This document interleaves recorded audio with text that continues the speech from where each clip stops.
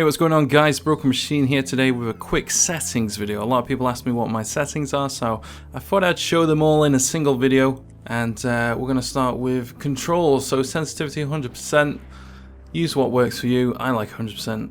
I used to use 80% in BF3, but 100% I've been using since PlayStation 3, so that works for me. Vehicle sensitivity, that used to be on default, but now I use 50%. It's not too fast and it works for me, so that's what I like. Veteran on the soldier buttons, that basically means I can use R3 as crouch. That's quite beneficial when you're peeking around corners and stuff like this. And you can do a little bit of crouch bouncing when you're in a gunfight. So it's a little hard to do that, but it can often throw off people's aim when they're using aim assist, so it can be quite beneficial in close quarters engagements. Now, soldier sticks, all these, that's personal preference. I do play on inverted. I don't know how people play without it. I've got swap L1, R1 with L2, R2 on. So I use L1 and R1. I think those buttons are much easier to control the weapon, much easier to be more precise and control recoil better. I tried to use L2 and R2 and it just didn't feel right to me. So if you're having trouble controlling recoil and using L2 and R2, I definitely recommend trying to swap those over and having a go at that. Uniform soldier aiming, that is on. Basically what that means is every sight will feel the same. So using a coyote, when you go and pick up a sniper with a much bigger scope, it will feel exactly the same in terms of sensitivity. So that's really helpful. It might feel a little weird at first if you haven't got it turned on, but after a while it just feels so natural and just perfect. So definitely recommend having that on. Soldier zoom sensitivity, that is on 100%, that is default. I would not change that. That just changes your ADS when you zoomed in, your sensitivity there. I like it so that the hip fire and aiming down sight are both the same, so that's how I prefer it. So I definitely recommend leaving that on default. Advanced options there, these are all default. I wouldn't change these, that'll just mess up your aim. It might be tempting to change your sensitivity depending on the range of engagements, but in general this is just going to mess up your aim when you go to other games, so I would leave these at default. Gameplay, weapon zoom, steady scope, both of those are on hold. I prefer it that way. Sprint and all these is up to you. Personal preference stuff. Now, aim assist, if you watched any of my live streams, you'll know that I usually have this off. Aim assist auto rotation, that's basically when you're next to a target and it kind of snaps to it. This isn't perfect. You see right there, it's not aiming. Sometimes it works. There we go. Sometimes it doesn't always work, so it's not perfect. And if you're in this type of engagement, you'd want to aim at the chest or the head, so it doesn't always snap onto where you'd want to aim. I mean, right there, why would you want to aim at the shoulder? So it's not 100% perfect, but I tend to turn that on when the server doesn't feel that great. If the FPS is low or it's a bit laggy, I'll tend to turn that on just to make it a little easier. I know a lot of people out there say, oh, it's or aimbot and all that, but that's just nonsense. Especially if you played on PC, you'll know how much easier it is to aim with mouse and keyboard.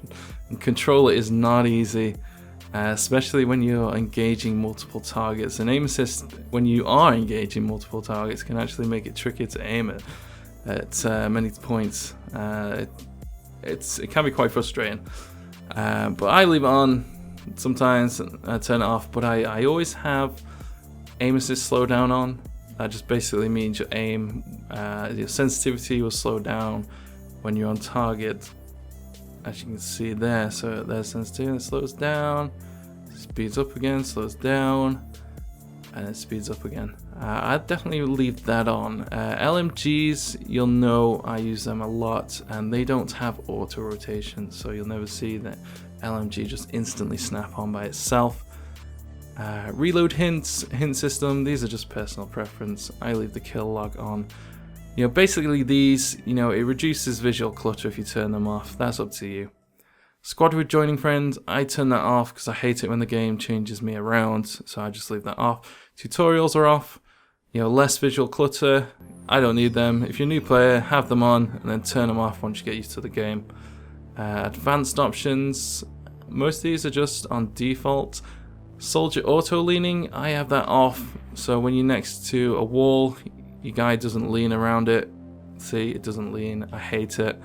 Yeah, I hate it. You know, most situations, the leaning is just a waste of time. I've got to say, you know, if you're defending a point, yeah, it can be beneficial, but I just turn it off. I hate it. You know, I can do stuff like this, like peek in a corner. You know, if I'm stood here and it does the lean thing, and then some guy's over there, it's just kind of awkward to aim. Whereas I can just look around the corner like this and stuff like that. So I have those off. I hate it. There's a few times on live stream where it just messed up my aim, so I was like, turn that off. Auto peek over, I just leave that on. I don't mind that too much. That is where you're like stood behind here. You can press L1 and it'll do that. Lean over. That's not too bad because you don't see that often, and it can be quite beneficial. So I leave that on. What next? Advanced HUD size.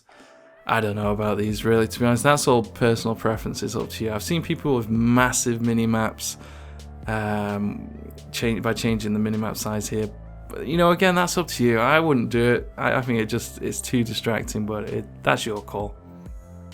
But some interesting things here. Hipfire reticle. I've changed that to red. I used to have it on green about a month ago or so. I changed it to red. It's not too distracting. The green was very distracting, so I can still see it, but it's not taking up too much space. I like it like that. Now the optics reticle, let's just move over here so you can actually see it. Now the optics reticle, let's go down here. I've got that on green. So size 100%, glow 100%. You don't want the glow too much. No, just leave that quite low. Vehicles, those are just on default. I'm not too fussed about them. I would just leave them on white. But this is what you want to change. Hit indicator. Now the color scheme I have for this is blue for a hit, red for a headshot, and green when I've got the kill. So what this means is blue is nice and bright, so I can see it. I know I've got the hit, and then once I've got a headshot, that's red, so that's letting me know that I only need to fire 1 or 2 more bullets, depending on distance, of course. So that's really helpful. And the kill shot, that is on green. That means I can go. You know, green is the common color that signifies go. You know, like in traffic lights. So I like to have it on that, so as soon as I see that green, I know to aim for somebody else or move up the map. So that's really helpful. Everything else here is just personal preference. Honestly, I can't really say much about these. You know, if you want these on, have them on. It's up to you. Optimize bandwidth usage, I have that off. I've got pretty decent connection, so I turn that off. If you're having some connection issues, you might want to try that on, especially if you've got really low bandwidth and not a great connection. So turn that on if your internet isn't that great, but leave it off otherwise. I'd highly recommend. Share usage data, I have that off. I'm sure DICE gets enough data. I think they'll be fine without me. My system seems to be fine. Yeah, I don't get crashes that often, so I'd leave that off. Now onto audio, master 100%. I use the Astro A40 headset with the mix amp, so I can change the volume on the fly, so I just leave it on 100% there. Speaker type, home cinema. Home cinema is apparently the least compressed audio, so technically you're getting the best audio sound, so I would just leave it on that. Speaker configuration, stereo. If you have a surround sound set up, it might be tempting to change it to surround, but I'd leave it on stereo. I can't really provide a source for this, but apparently you're adding mixing to mixing if you leave it on surround. So I would leave it on stereo and let your actual sound system do the work. VoIP, I have that off. I tend to be in a party. Subtitles off. Video, I have that. I have the brightness on 80%. Sometimes I would play it 100%, especially on maps like Zavod, but my monitor is pretty good, so I don't really need to have it that high anymore. I could probably do 50% actually. So that's all my settings. I'd highly advise you don't change any unless you know what you're doing.